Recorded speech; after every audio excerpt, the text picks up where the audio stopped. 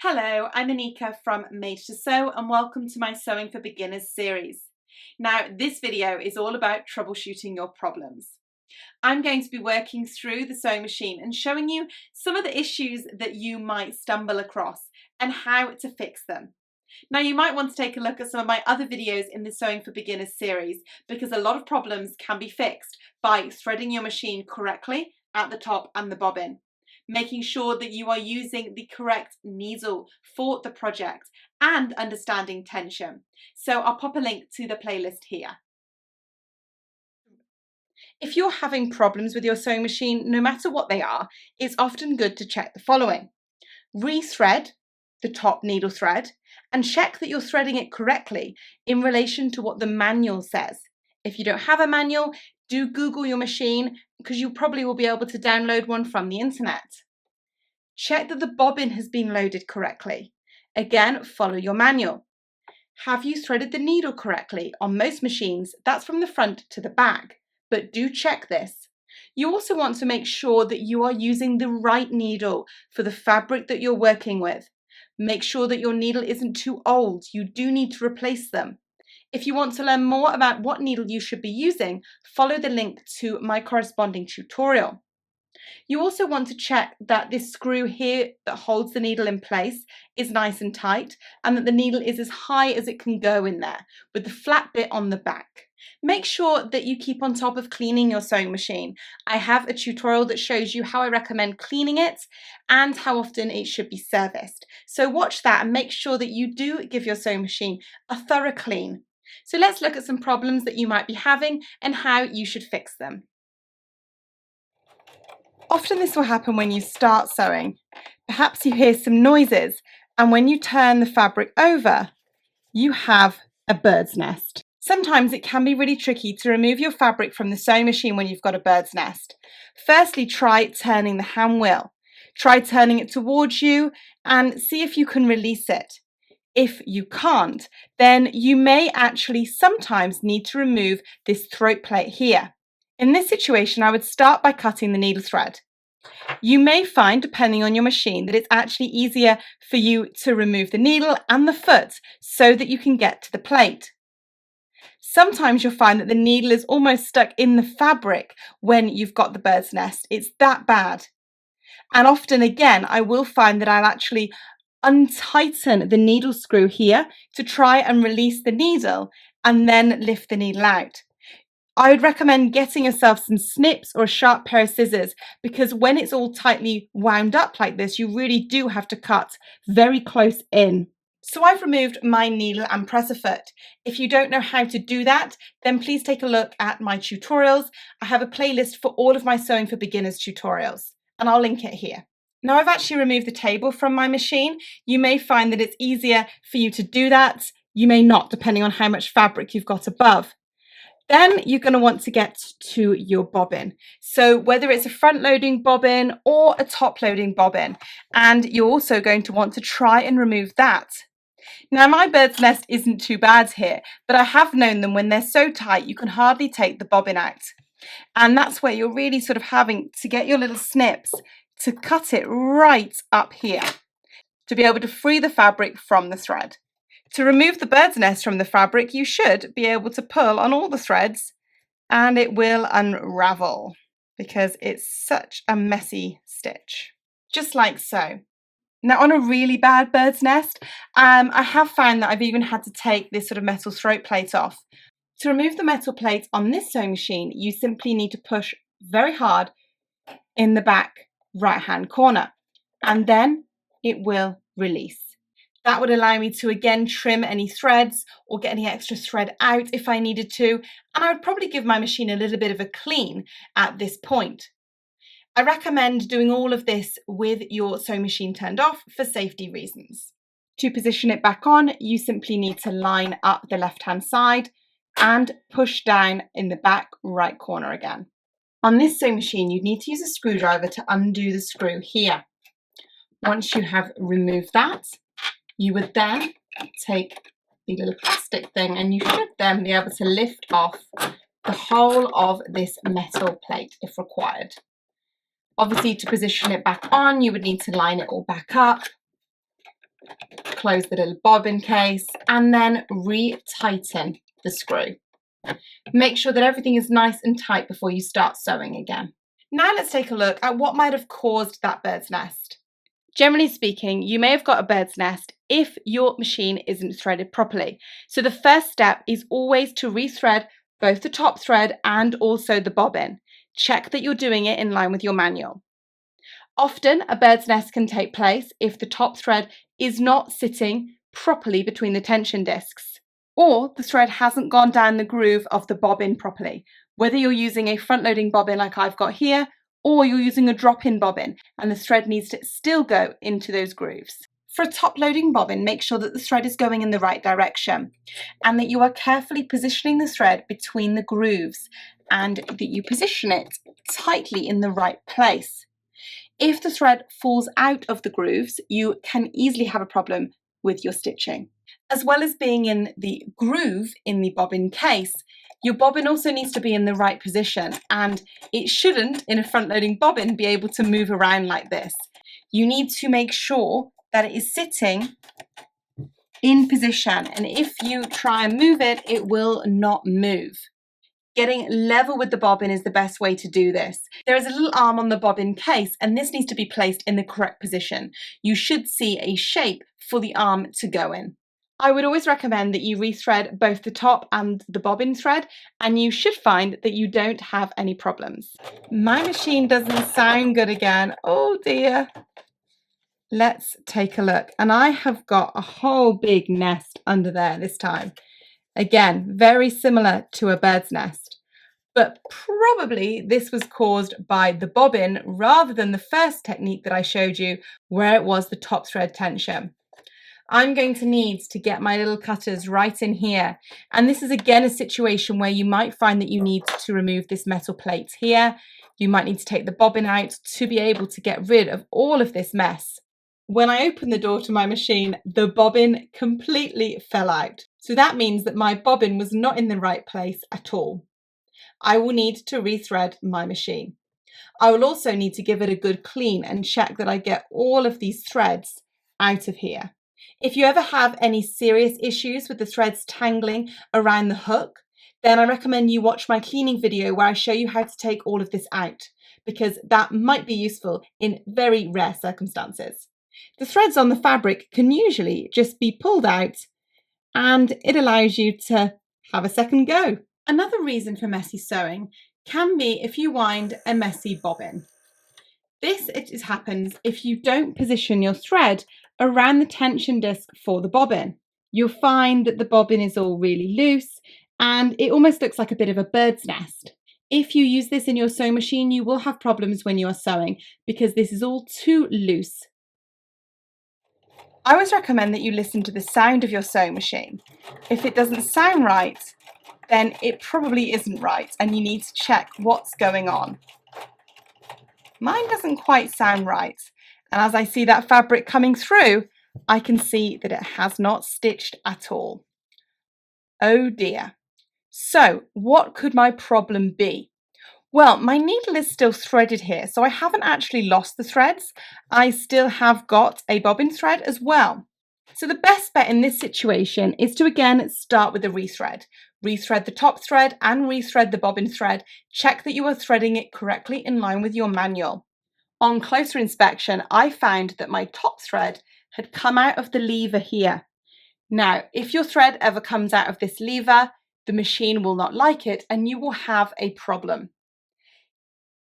This is another question I often get asked when students end up with 3 threads here and they don't know which one is the right one and which one they should be pulling. Distinguish which is your needle thread first, because it doesn't happen with the needle. One of these is going to be your bobbin thread and one of them will probably, that's my bobbin thread, so the other one is just caught.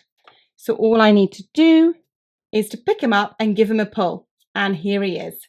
Sometimes you can even find that you've got 4 threads, and by pulling on one thread, you'll pull out 2 ends.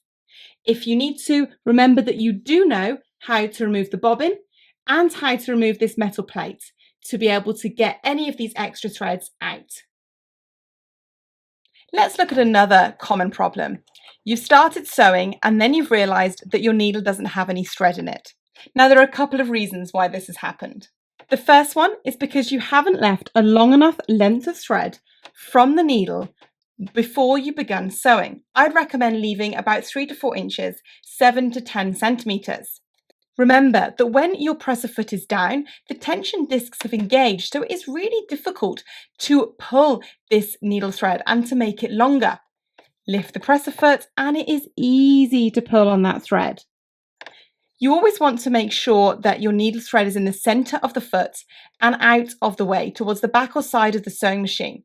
This will stop it from creating a messy sort of bunch up at the start.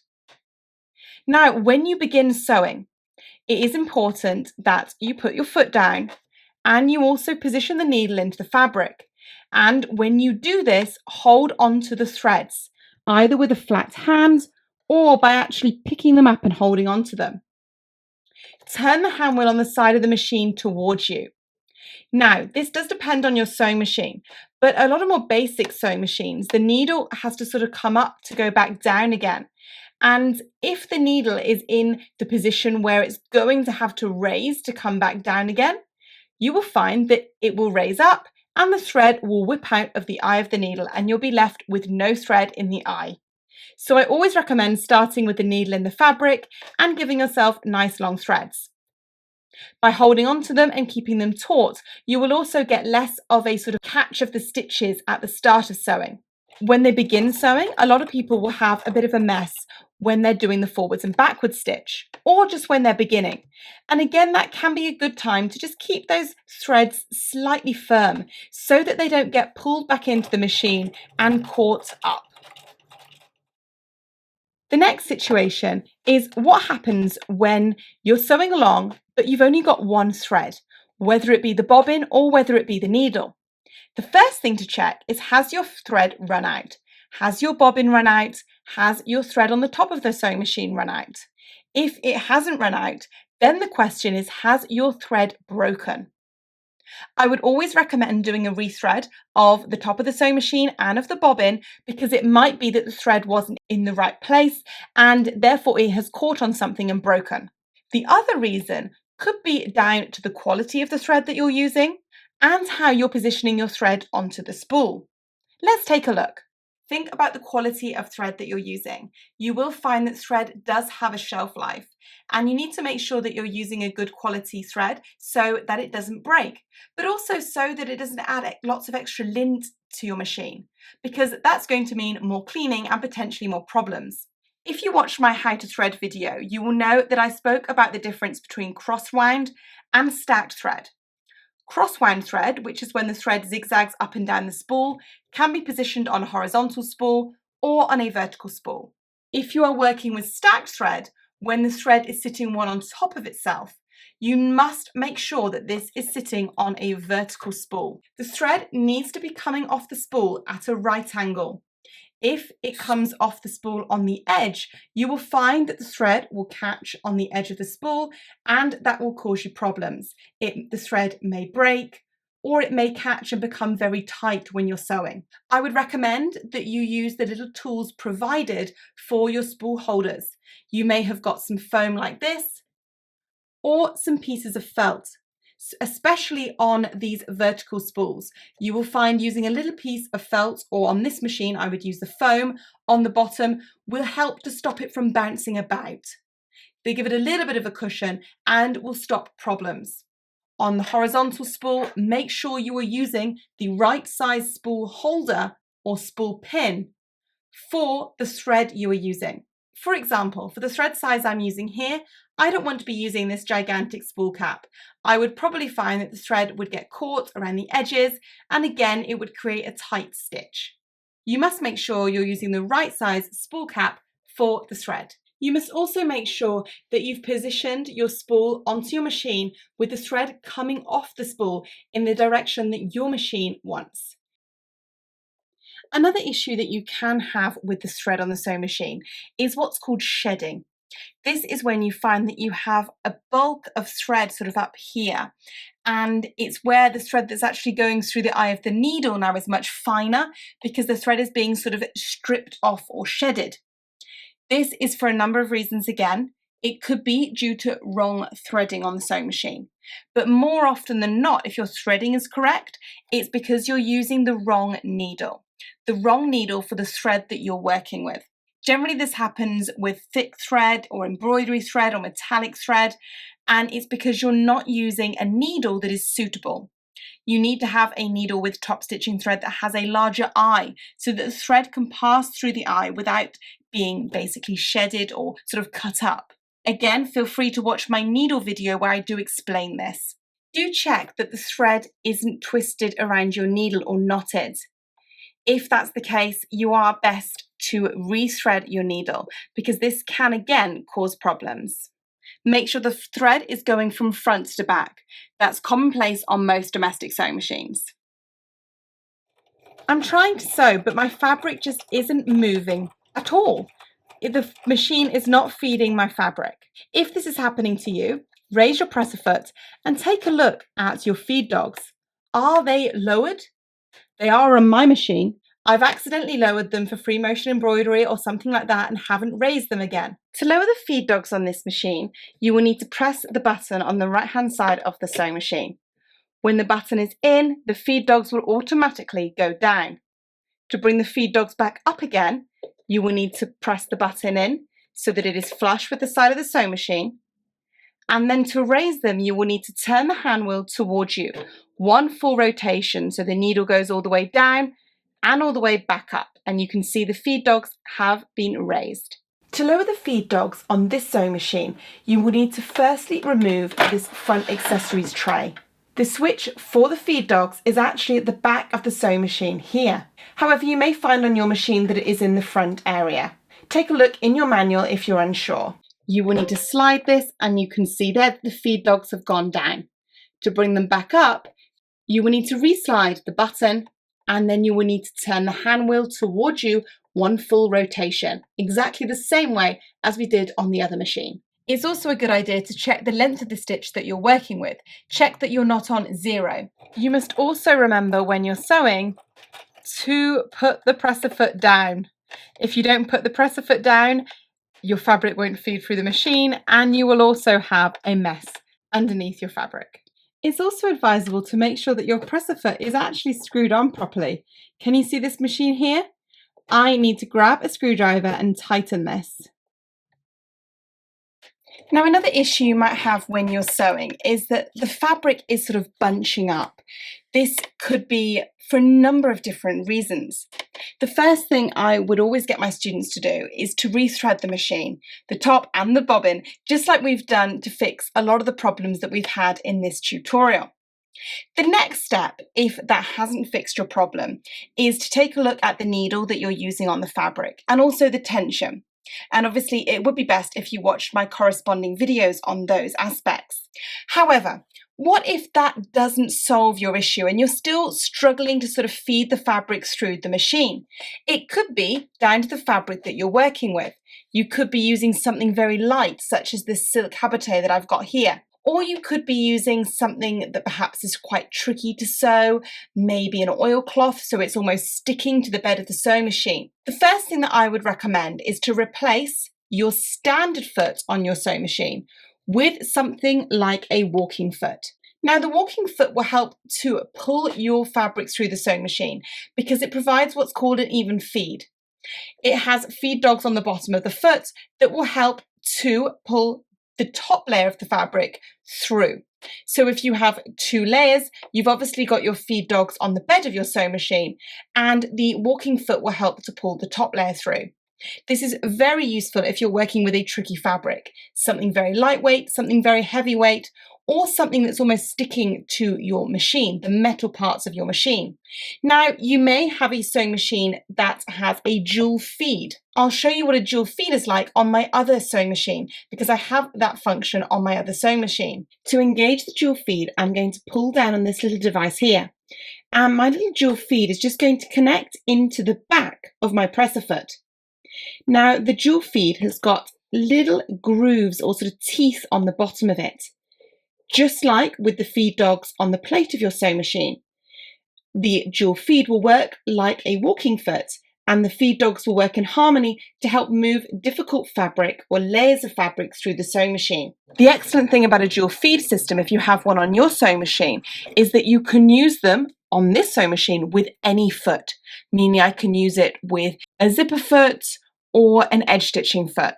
Fantastic tool. Now this is a useful foot that you may have got with your sewing machine.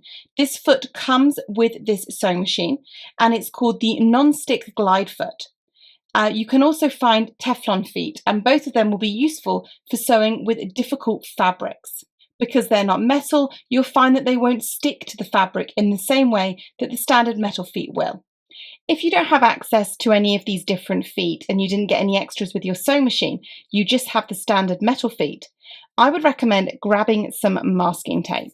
So masking tape is sticky tape that is rough on the one side. You can position this on the bottom of the metal presser foot, and you will find that it will help to prevent the metal foot from sticking to the tricky fabrics, the leather, the oilcloth, those kinds of things. You can also position the masking tape onto the metal plate of the sewing machine if you're struggling with the fabric feeding through against the bed of the sewing machine. Just be cautious that obviously you leave the feed dogs and the needle hole free. Finally, another tip that I have is to use some form of a stabilizer. Now, this is a tear away stabilizer. You can purchase stabilizers that are tear away, wash away, leave in, depending on the usage. However, if I was working with a lightweight fabric like this and I was struggling to sew it, I would use this tear away stabilizer here. And I would position this either underneath my fabric or on top of, or both if I was really struggling. And you should find that this will just help the machine to pull the fabric through. And it just makes the machine's job much easier. I'll pop a link to this stabilizer here. But if you don't have access to stabilizer, you can even use tissue paper or paper as a last resort. Another issue you might have is where your stitching just doesn't look quite right, and you may not be able to completely put your finger on the problem. So this is where you need to think about a number of different things. Again, rethreading and checking the threading of your machine is going to be number one. But number two is when you're going to probably take a look at the tension and check that your tension is correct for the fabric and the thread that you're using. Next, you're going to want to have a little look at the needle, and you can see the stitching here, that either side of the stitching, the needle has sort of puckered my fabric slightly. The tension is actually correct here, but the puckering shows that I'm using a needle that is not suitable. It will probably be too large for this lightweight fabric. If you want to learn more about what needle to use, I will pop a link to my needle types video here. Another issue you might have is that perhaps you have skipped stitches, so it's missing stitches. And again, that could be down to the needle and it could be down to the tension. So you really do want to check that you're using the right needle and you have the right tension settings for the fabric and thread that you're working with. If after everything you're still having problems with your machine, then it's worthwhile taking it to a professional. Take it to a local sewing machine dealer and ask them to have a look at the problems you're experiencing. After all, they are the experts. It's also worth noting that you should get your machine serviced regularly, even if you don't use it. I believe the best case scenario is to get it serviced once a year, and that is personally what I do. So it's just something to think about if you are having problems.